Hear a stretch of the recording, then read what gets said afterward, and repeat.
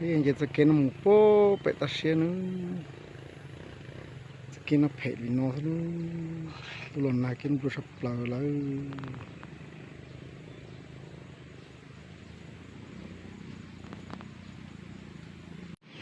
โอ้จะกินน้ำเผ็ดบลูนอนี่หล่นนากินบลูบลูนอเลยให้ตัวใหญ่จิตเต่าเลย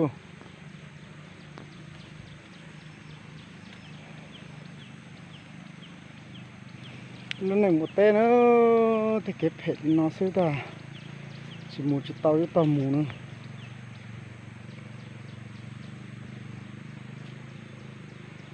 và sẽ chở của cá nữa của cho nên để đi nữa không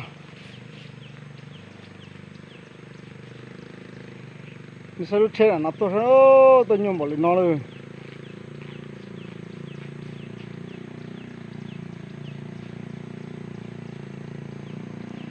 thế là nó khi xí của chị tôi tao chỉ khi mà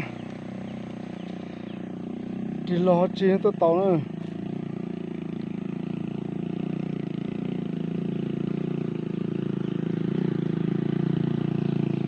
lo sắp là đó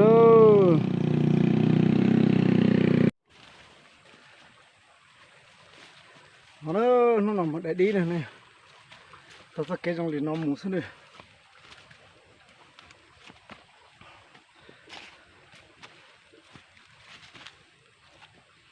ôi tạo đồng gọt hơn cả nữa tạo cho một bệ ta xia nữa một bệ tê xíu bất cứ không đại cha luôn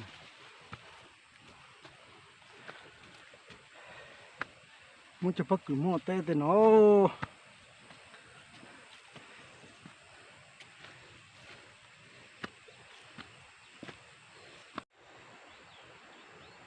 này hồ lì chả nó phải hồ tọc cá nữa nên thế là phải hồ tọc cá nữa xây đồng gọc nó sẽ cá cơ chứ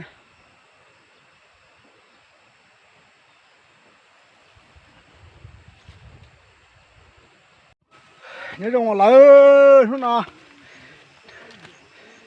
phải mong một để đi nữa sao cho nên chả có cá phải một để đi nữa bỏ cái gì ra chuột nó đi vào tập trị đồ này cái chuột nó gọt cờ nữa cái chuột nó gọt cờ nó một cái phá liền nó xưa là của cá đó của cho nên mùa để đi rồi muốn luôn này có tê mà cho phải tê cha trong tê ra xa tay nữa ta nói chỉ bỏ nó bỏ cái gì thun này thì phải mua hạt tiề phải mua nó bỏ phải mua nó có thay đó đi bỏ rồi tôi trong một bè phải nó liền nó xíu tôi tới cà phê mà rồi xíu chỉ tê là đi cho sách bỏ cho video nó lên thì chỉ nhảy sách rồi mua tạo học trong một nơi cái lúc này cũng leo té chè cú chè nhỏ lên nó thôi rồi nhẹ lên nó nhỏ lên té nó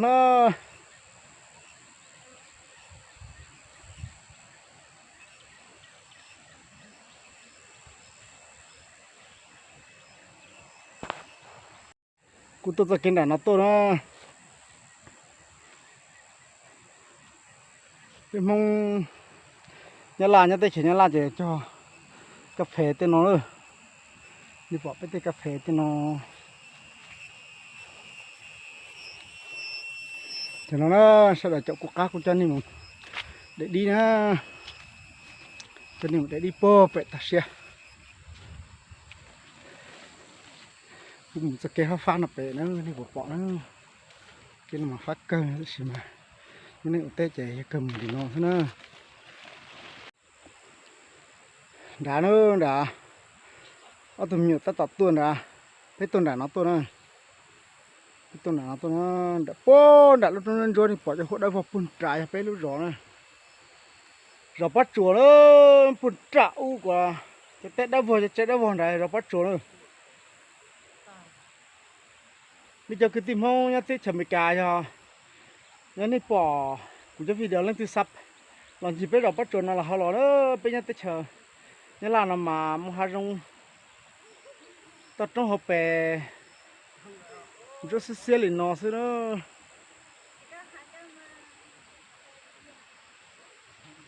mong ở liệu tê là vào po tịt tê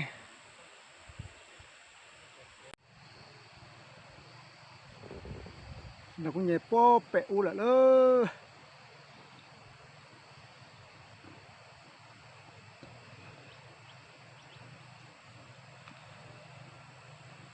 mong lúc này nó từ mà đi tiết khi tao đi cho cái chỉ mua lên chỉ mua té nó mong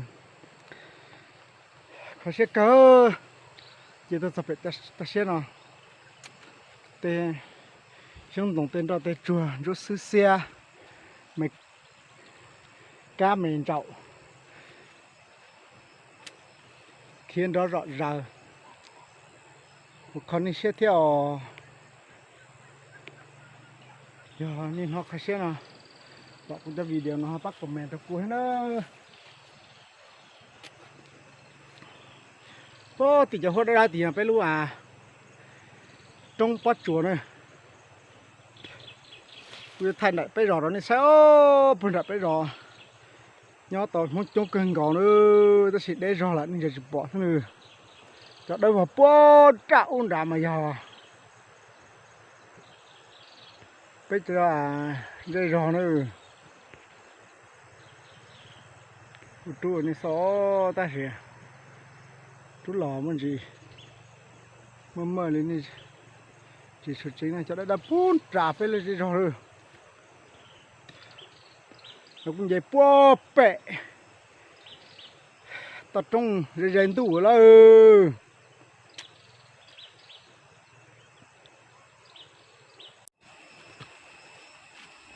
chỉ tao tập đòn nó xin ơi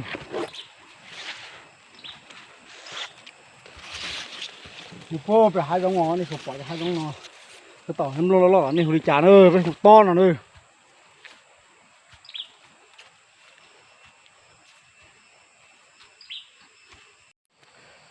phim sẽ phải tệ nữa nghe sao cho nó phải chịu này là chết đi nó thế là lại cho ít khói tròn lệ rồi po bẹ nó đê lì để cho đi xem nào ta cho nó đi là mua để mua tả nữa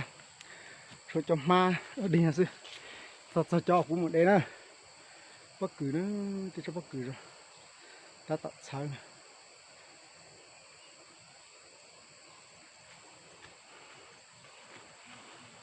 kìa biết sao cho cô để lỡ sao phải cũng mà thay đi cho nó sai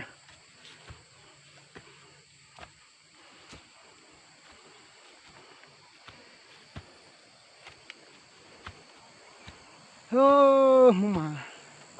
cái này mụ thế mà dùng nó xưa là cho bất cứ mình chỉ nó không đỡ bất cứ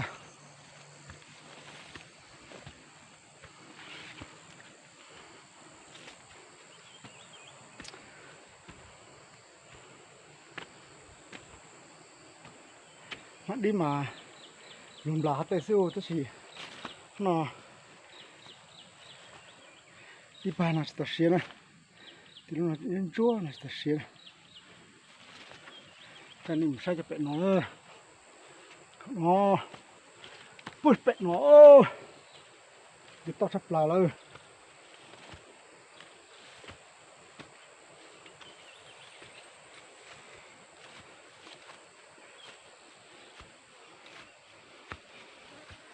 chịu là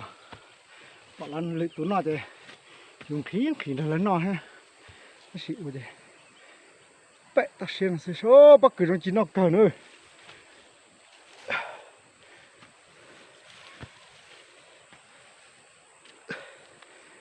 mày túi là chạy chả có tôi như bắt cứ nó luôn đi có sao ổ tôi sai mà giờ nó sát trên để chế mà không có cha là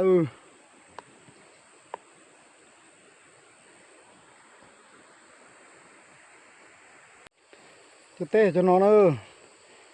tí một đi nào là để cho lọt thả cho mềm mềm nhất đã vào nói gì rồi cho nên để cho nó lò mặt thật là sao đâu để cho lò để lúc nó xem nào lò để lúc nó xem nào mình thật là vào thế nào ta xỉ mà mẹ hình cho chị để đó đến lò này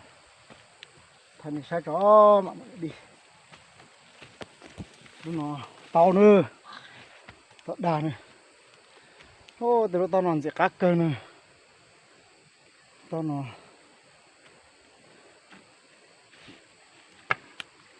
cá chân ha cá tụi biển nó lấy tới nó lòi nó nữa chúng ta em lết sợ thế gì mà nó vừa chết đi nó sẽ chỉ chấm lên tàu nó chấm lên đi nó thế này ô đi thật đâu phải nó níu nó đi thật đâu phải tao nó đất cá nó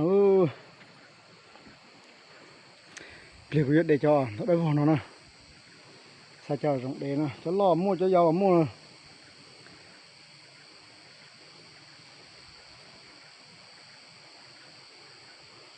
đã xưa ơi này mình nhớ tao tỏng để đi nữa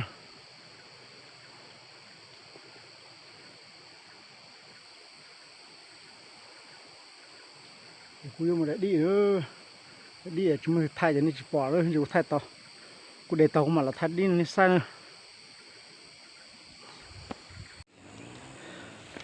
đi bỏ thì nó đi nên sai nữa đi chỉ để bỏ thì nó nữa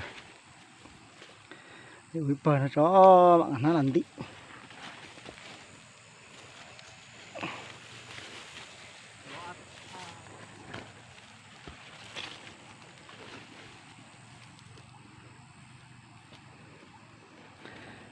cá cơ nó đi nó mà chỉ trâu chí đã chỉ nó không cho nó ta xia mà cái tem mà tôi lịch trả chứ để lên đá xem nào chỉ đâu vừa phải tê ô nhìn đâu phải tê nhìn phải mà chó đi sao được tôi tại đấy đi rồi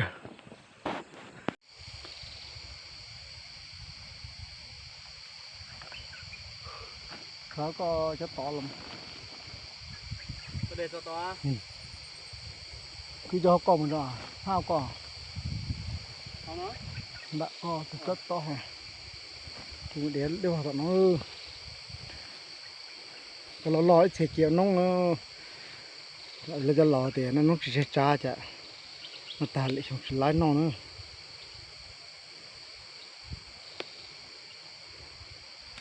nhưng để cho đập họ nó sẽ đập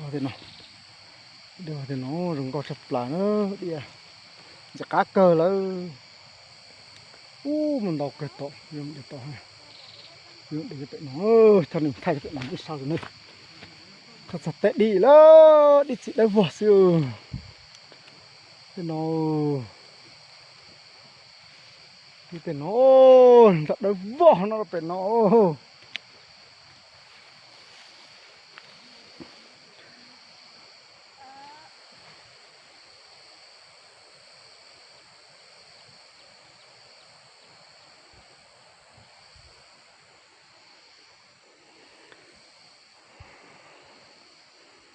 lê của mù để tàu lỗi bờ nó mới xe bây giờ tôi đấy sao lại chỉ cho tốt vào trời này cho nó mình chỉ xì này hay là một số xì xưa nhiều sẽ hành động lỏ thì nó không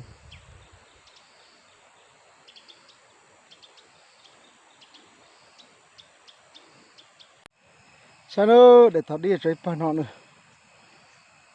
để cho nó ta mà tôi hắn tỷ nữa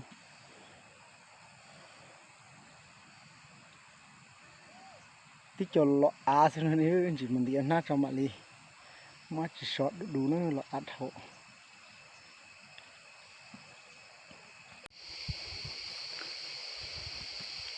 đi ở lỡ đi đọc cờ đó đi đọc cờ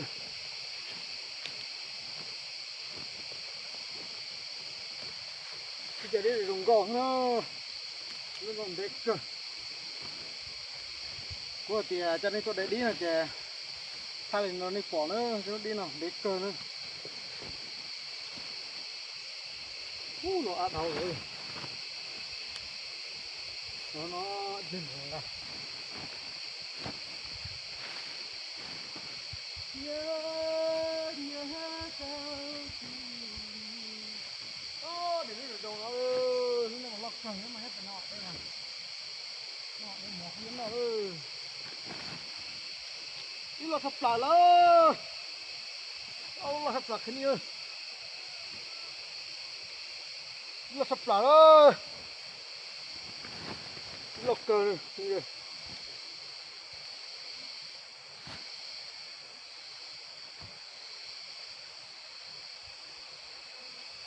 cái chuyện nhà nó đi chè xong tới là cún ơi cún mà lên thôi cái nữa ơi đừng tàu cờ nữa đi xem ơi cún ít chuồn tàu sắp lại rồi lúc nào thao nó cũng để đi rồi đi dễ tàu tàu bỏ nó ha phong lụi ha đi đi là lò rồi nó nữa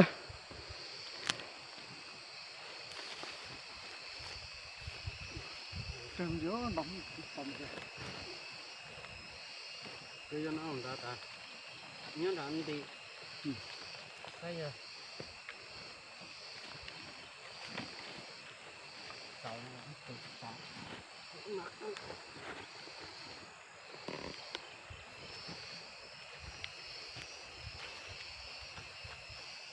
thế này cũng một cái lò nữa một cái lò in nó luôn hết à tao ơi lò cờ đó cái bọc cờ việt nó ôi chú cả giống cờ đi ơi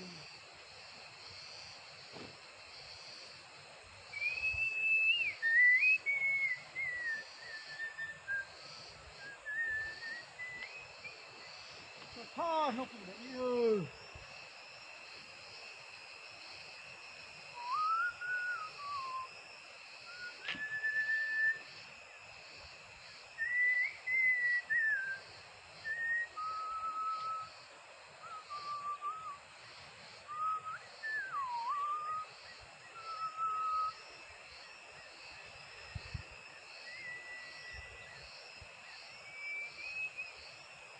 lơ sập chỉ lơ lá ơi ta ơi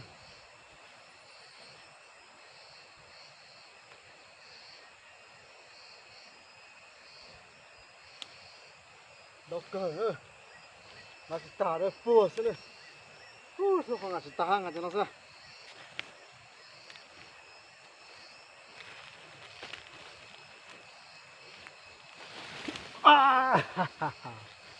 với tình nó ha đi thằng ta phá mà to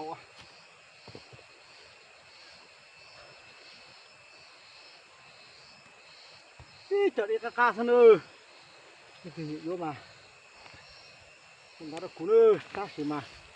cái chỉ sai mà ít cũng một chế mà lấy vô tả ơi chỉ muộn ơi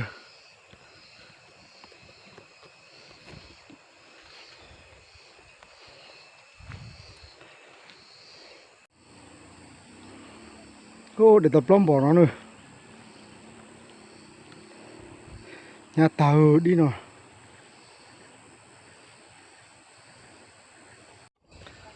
từ tao đi đó chỉ một chế đó nó sẽ phải là chuyện thì nó nữa thì nó nữa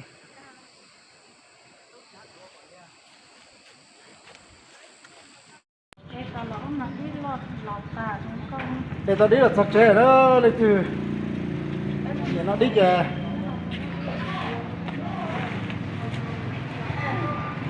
để đi là sạch sẽ nó mỗi nó từ khi nó cũ à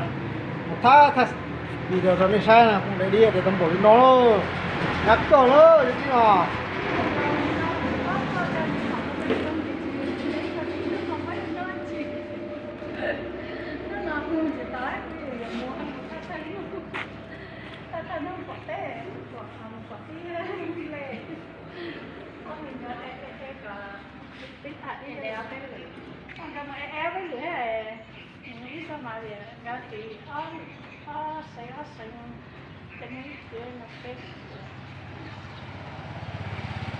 kia có hai mươi lọ để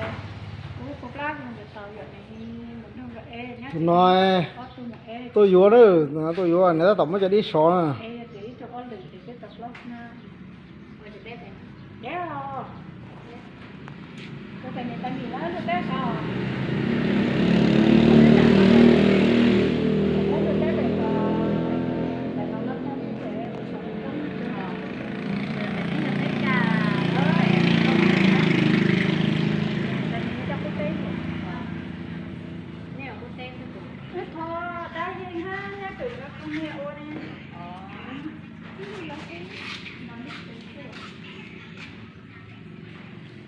lo ác cơ đi nào tôi là nà nà mà là nà bé để tao lo ác cơ nữa thì bỏ tao tao xóa xóa nó nữa